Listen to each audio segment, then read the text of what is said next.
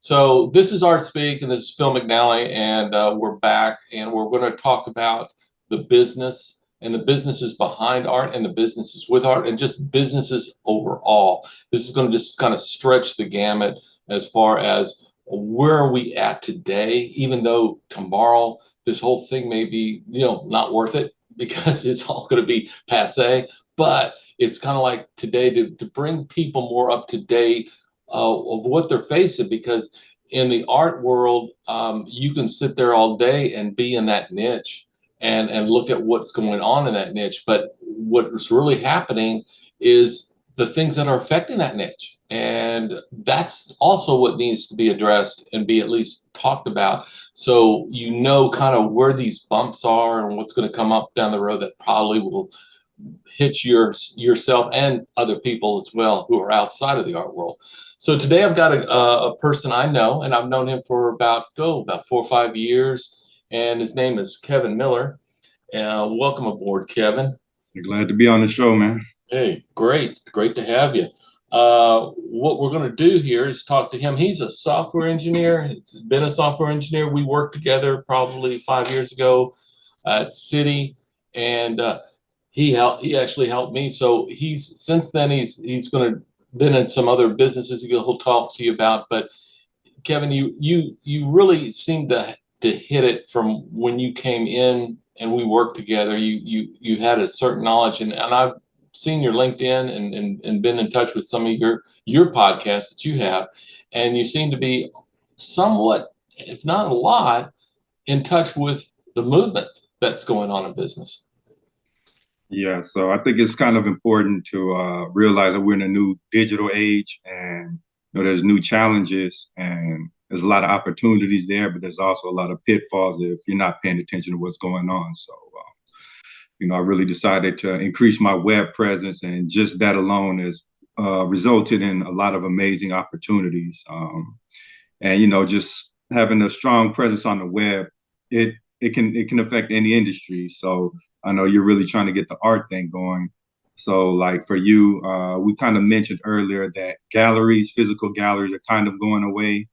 Like even if you drive around your city, you're gonna look around. There's nobody outside. Everybody's inside in front of a digital device. So Oh God, everybody today's on a friggin' phone. Everybody is on the phone. Everybody's looking.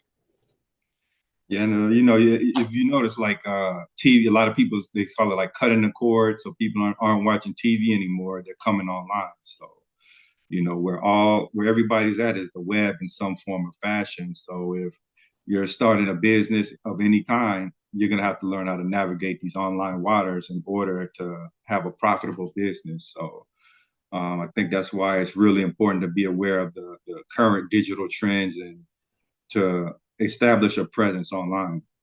Well, give us an idea of what you believe business is going to today. Like when you came into to business, we worked together. You came from Killeen and you came up to Mhm. Dallas, and then you got into City, and you found an opportunity there, and there were opportunities all over the place. I mean, there were places to get into, and you came with little knowledge of background, and I know that, and then you built yourself up. So how did that get to where we are today, and what happened? Um, well, I just think for me, it was kind of seeing like a lot of people were really blowing up online, like pretty much doing what we're doing now, talking. They're making a living off of that. So you kind of see the power of the web. I started thinking like, programming is not easy, and it's kind of like, why am I working so hard when somebody else is kind of like sitting in front of a camera talking, and they're making way more than it's not just a money thing, but it's also just the ability to help people and share knowledge. So it kind of like made me think like, hey, I need to start working on my online presence. I can help people and I can also help myself. Like, Now that's your podcasting. That's just recent. But let's go back a few more years mhm. of business totally. You could go out there through Indeed or LinkedIn or anything and pretty much find a position. There Mhm. wasn't a hard time finding a position for a developer. software developer and anything. And these companies were asking, had large amounts of sums to give out, and they wanted more developers. Now they were developing. It was really quite amazing. It was websites. I mean, it was the focal point of a customer to get into their business, and it was websites. Do you see that changing as far as those last 3 years or so since COVID? So I think websites are still important, but in certain ways, I kind of see that as drying up a little because it's oversaturated, with the boot camps and all of that. So many people are in software now. They're competing for these fewer and fewer jobs. I think the more recent trend is like, I know a lot of big companies want to push people into the metaverse. They want to utilize AI in some form or fashion. I think automation is really big. But the good thing is that you can kind of like utilize all of these different tools to enhance whatever you're trying to do. So, So you saying that you brought up AI, and that's really interesting because there was an article out of Entrepreneur.com saying that the future of global economy lies in artificial intelligence, and it's expected to be one of the fastest growing industries in 2023. And it's already valued at $328.34 billion. Now that's a lot of yeah. money, but I don't think that's the end part. I think it's going to keep on going. But are you kind of saying that is AI coming in replacing these development teams, these developers and stuff? Do you see that happening? I see it replacing like maybe mediocre developers or even mediocre artists because AI is kind of like a culmination of the material it's sampling. Like it's not producing art from it's just like a pool of originality. It's kind of like sampling a bunch of people's art and then synthesizing something out of that. And the same thing with development, like AI, maybe it can produce an application, but somebody has to verify if what it's producing is working as intended, or you know, you have to verify if the code is generating is built in a sustainable fashion. Like if it produces a program and only does 50% of what you want it to do, how do you tell the AI to change this up to get the exact result? Like maybe it can generate an application, but it can't necessarily tweak it to how you want. So that's why, being really competent, knowing like the source code and all of that, knowing how to architect applications, that's still very important. So AI is not going to replace like the higher skilled people because, as mentioned before, AI needs to pattern itself after, somebody. So, if you have the skills, you're probably going to be the one that they're trying to source material from so the AI can train on. So I think like if you're coasting, you're just going to be mediocre. That's when you're going to have an issue because AI can do the simpler tasks really Mm. well. Yeah, that makes sense. So for the little guy, that platform may completely go away for them, and it's the bigger guy who's going to have to manage AI because it's only so much percentage right and so much percentage wrong that they got to tweak it, like you said, in order to make it come together and say, okay, yeah, we don't want to put in something in there. But it sounds like it, if anything, it adds value to the hurriness of getting things done. Mm-hmm. Yeah, it's an incredible way for a lot of people to get things done in a short amount of time, like or automation as well. If you don't have to manually send out all of these emails, if you don't have to manually do this or that task, the computer's just doing it for you. That just kind of allows you to focus on the stuff you actually want to do. So I think that's a big opportunity is learning to automate and you utilizing these different tools for small businesses, like maybe providing a business around allowing them to compete with the big guy because me talking to some smaller business owners, like they have trouble just getting a website up. So if you can sell them on a full package of website automation, where they could just focus on the business or like the actual like selling of their product or the making of their product, I think that's like an incredibly lucrative space to be in.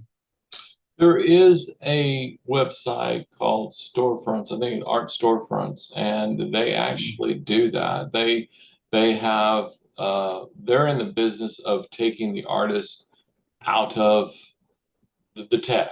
And they say, okay, look, we'll build your website, we'll set up your social media marketing, and we'll just move forward on that. And then you just follow these kind of guidelines, and we'll keep this going. And then you go back to do your painting. You go back to your art. That's where you're supposed to do, and that's where you're good at. And we'll do the rest of the grunt work. So it kind of sets a precedence there that, well, this is kind of like, if you remember the pad and pencil and doing addition on that to where now you have a Yeah. calculator. You know, I mean, it's kind of like there's no need for the pad and pencil, and for me to write it down, I'll just put on a calculator and I'm done and I'm going on. That was a big change for a lot of people in that time, and this seems to be leading the way. We got somebody else doing your work that you don't need to do. We've identified this is work you don't need to do. This is work that you do need to do. So Yeah, do that. exactly.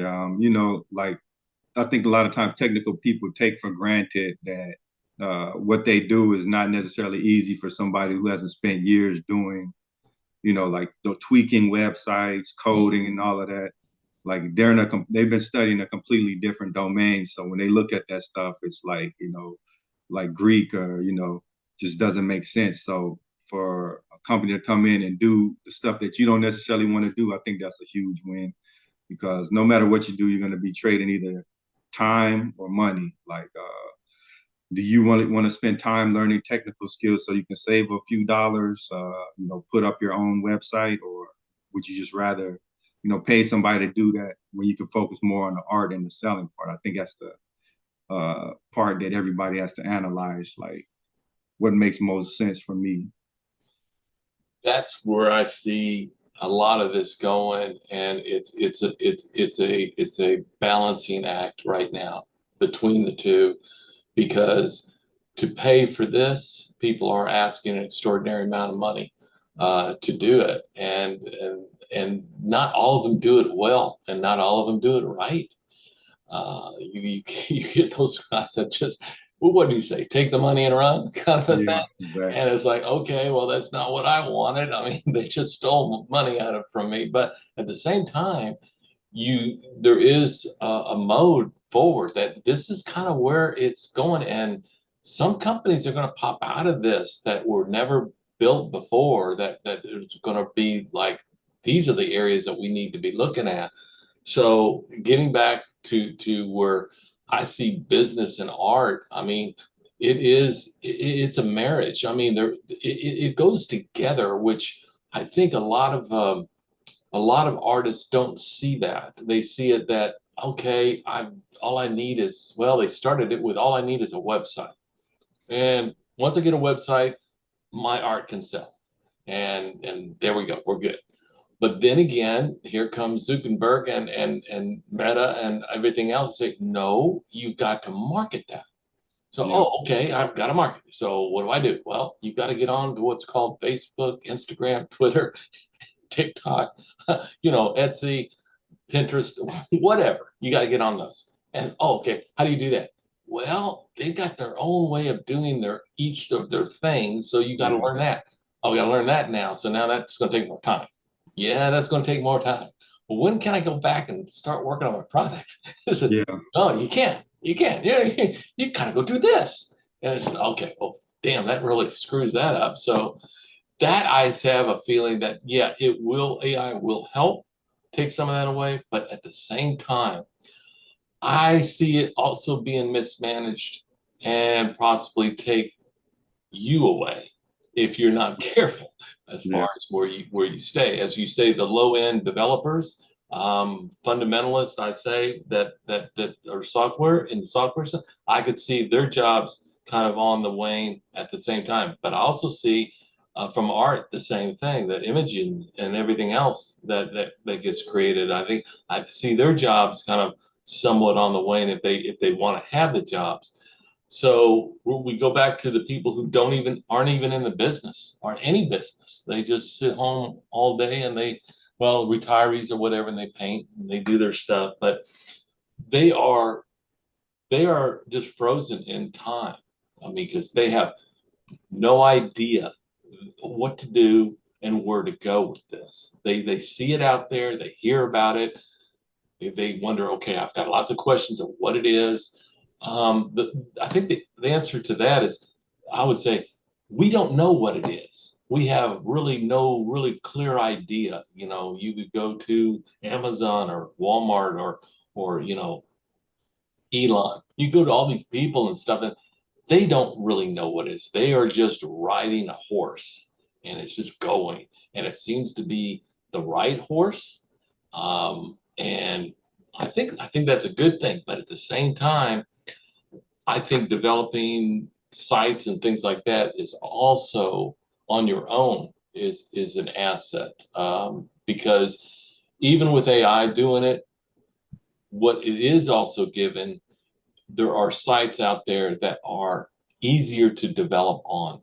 There are do-it-yourself sites, and Hmm. I'm on one of them now, and I just love it. It's since I am somewhat technical, I can handle the management. I think with artists, and I think with most business people, they don't want to lose the control. Yeah. The control is what's all. If I hand this over to somebody, they're not going to do it as well. They're not going to do it right. And I want some of that control, but I don't want to learn all this. And I think that's where we're faced with, you have no choice. Some people have no choice. They have to pay the money and turn it over just to be on the competitive side. Do you agree with that? Yeah, I mean, we're in a knowledge economy. Like even as a software engineer, I can't just coast on the same stuff I learned 5 years ago because the industry changes so much. And now technology touching other fields as well. So artists, they can't just do what they've always done for the past 40, 50 years if they don't innovate. Like even I've heard like like concept art and stuff like, for commercial artists. Mm-hmm. They used to outsource that to like lower paid countries, and now they just getting the AI to produce a lot of that stuff. And I guess they have like maybe a couple of in-house artists to touch it up. So that's kind of like where we're going, is like a lower level, they're being wiped out, and they just have like these higher level people to kind of curate and tweak and twist and adjust things. So You I think know, the I found that out. We both live in the Dallas Fort Worth area, but in right in the hub where the airport is, there's a uh, GM right in Arlington. There was a GM plant there, and I think it's still there. But it was I think one of their it wasn't their headquarters, but it was a large GM plant. They put out, I think, most of the pickups and some of the sedans, and they did this back in the 60s and in the 70s and stuff, and they had mass amount of people in there. And it's funny because once the robot era came around, slowly that their assembly line was going, it was all kind of like a blue collar scenario, and it was like, okay, God, we're just losing people. And then there was the massive layoff, and they lost so many people out of there, but they replaced them with the robots, and it seems to have worked, and they're still going at it, I think. And I see that with the AI and the white collars. yeah. It's not the blue collars; it's the white collars. It's like it's coming in, going for their throats and their job, and I can see why a lot of them are worried, and they probably should be. But it's a different world, and something you said. It's like it's not the same as it was just a few years ago. That's even passe. We're like on. We feel like we're on different version levels, don't you? I mean, we're to this year Yeah. we're on this version. Next year we're going to be on the. We got to upgrade, get on that version, and then keep on going. You find that with companies now, as far as businesses. I mean, they're wanting a certain level of employee that actually is versionated. Basically, you can come in and HTML, or websites, or this, but no, we don't want that. We want somebody at a certain version. I mean, is it getting more nichey? They require more and more. Man. Like you can't really just be okay. I just know Angular. Now you have to know Angular, you have to know DevOps, you have to know like some back end. Like they're pretty much wanting more of like a walking tech department, you know. And Mm. you also have to be kind of like on the latest version of stuff, like you mentioned. So yeah, you can't be complacent nowadays, or you just get washed out. So you're always learning. You're always constantly learning something new, right? Yeah, I'm always trying to learn new technologies, keep my visibility up. I think it's the combination of the two because if you're a really good programmer or artist or whatever, and nobody knows about you, then nobody's going to see your work. Nobody's going to hire you or buy anything from you. But, you also have to have quality to go along with that visibility because if that's not there, nobody's going to buy your stuff either. Yeah, you kind of hit the point. I think that goes across any industry. I mean, if the quality isn't there, but you have a presence and you're just known, the trickery doesn't work anymore. It's like we want product, and I think artists, even good artists, probably the same with developers, even good developers. I mean, I'm really good at what I do, but my name's just not out there. So how do I put it out in a Mm, world that it's got everybody's name out there? yeah. And at my level, that's high up. It's I tough. think Yeah, to that point, I think you just have to kind of have fun with it because it's going to require like a lot of times the growth is a little slow initially, and you're just going to have to just participate in those communities, like communities of artists, people that love art, and initially you're not going to take off immediately. It's kind of like you move to a new city. It's going to take a while for people to warm up to you, for people to know your name, but once you're established, then things become a lot easier. So I guess it just kind of requires going to like different platforms, mingling with the people, letting them get to know you, Mhm. uh, kind of directing them to, here, hey, here's my art. This is what I do. Like you always have to have a funnel to go along with like you being on these platforms because Mhm. otherwise you're Right, just right. talking, So Yeah. uh, it's kind of like planting a tree. Like you're not gonna see the fruit like 2 days later. You put your effort in, like just let it grow. I think my marketer said something to the point it's a long game, and I took that to heart. I said, yeah, it to me it appears to be nothing that's going to come quickly and easily, but there were years that it did. Mm-hmm. At least from my side, from a technical side, going across the industries, it was a quick growing scenario. But now I guess I would say what, saturated? Okay, Yeah, we're saturated. Okay. And I think until it kind of dries out to see where it's needed, and I'm not sure how many years that's going to be, but it is a long game and it changes. But it's a shame because everybody wants to be settled in, and you're just not, are you? yeah. It's like you mentioned, it's a long game. The market always has that same cycle. Like initially, it's a lot easier to get in if you get in early on the right sector. You make a lot of money quick. But then after that, the easy prospects start drying up. People start putting up barriers. And then it Mm, gets like harder and harder. So like the tech sector is kind of in that phase where it's more mature. You had all of those movements where everybody needs to get into code, and you're reading about like pizza guys learning the code and making six figures. Like if you think about it, if it's like that easy to transition, everybody's going to try to get over into that. So when there's that many people pursuing the same thing, what's going to make you stand out? And I think that's really the phase we're in online now. Like whatever you're doing, you have to find a way to stand out. hmm hmm Yeah, good point. That's a good point because that's the way I feel too. I mean, and how do you get yourself away from the crowd enough to stand out? And but I also agree that what you were saying, it comes back to the quality of the work and the community. And I think that's kind of the next set here. Instead of being able to just walk in a door, get somewhere, and no problem. No, it's like, do you know these people? Do you know what they're doing?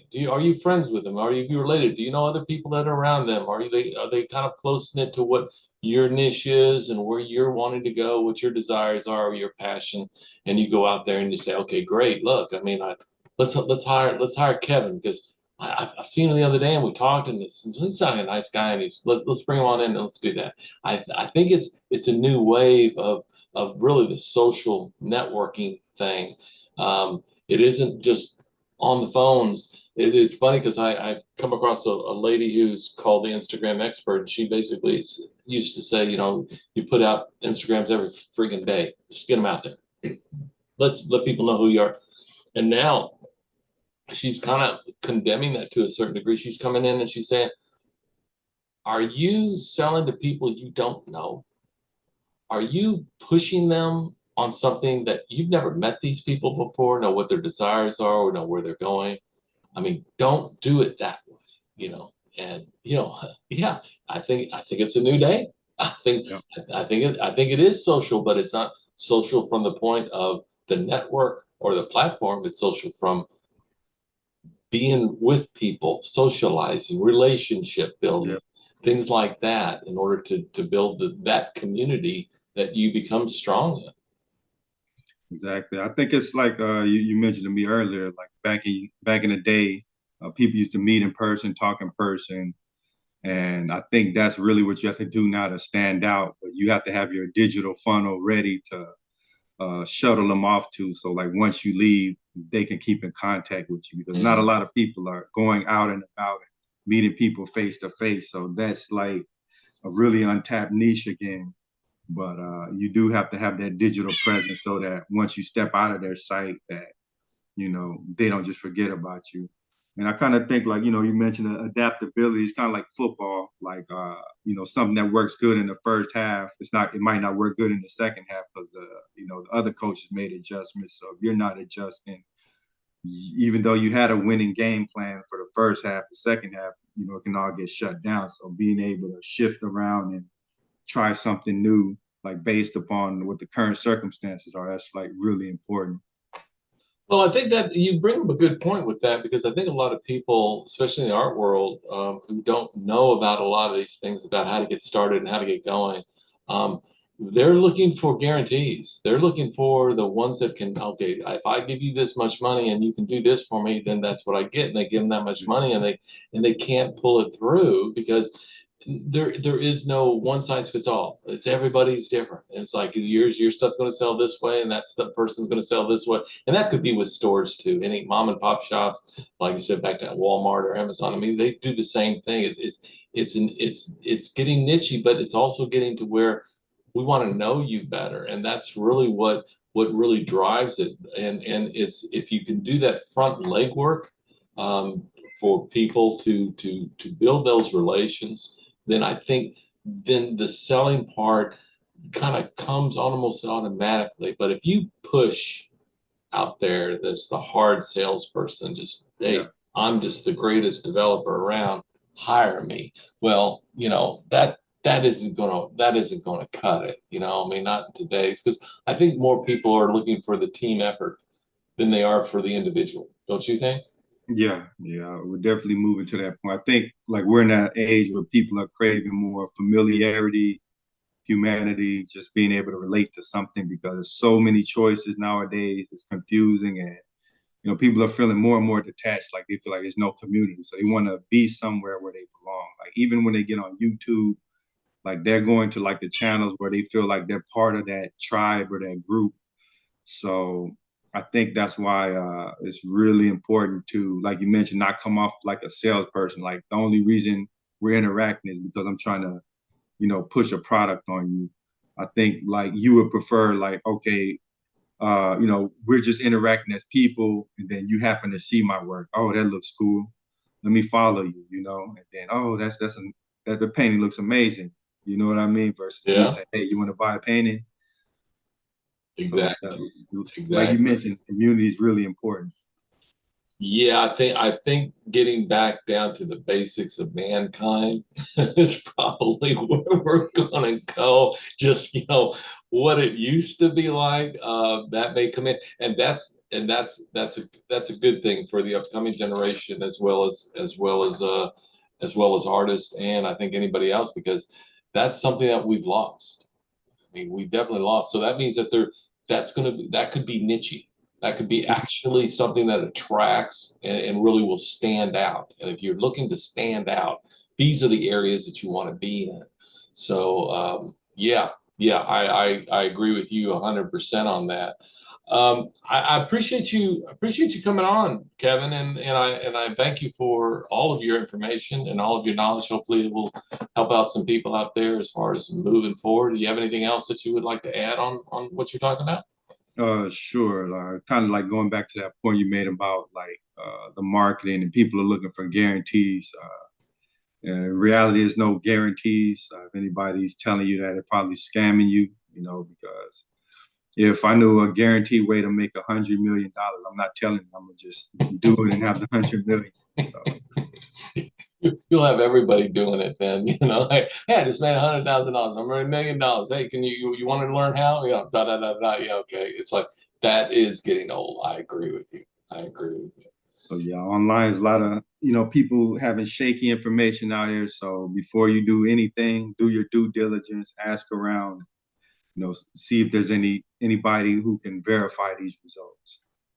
And that's where the community comes in well, because if you have the friends and the people who are knowledgeable about, and that's what all this is about. It's just getting more knowledgeable about the do's and the don'ts, and the whys and the won'ts. So yeah, appreciate it. And I'm gonna let you go, and then we'll carry on, and then next week I'll put somebody else on, and we'll just drill them just like we grilled you. So I appreciate you coming on, Kevin. Thank you Appreciate very you for much. inviting me.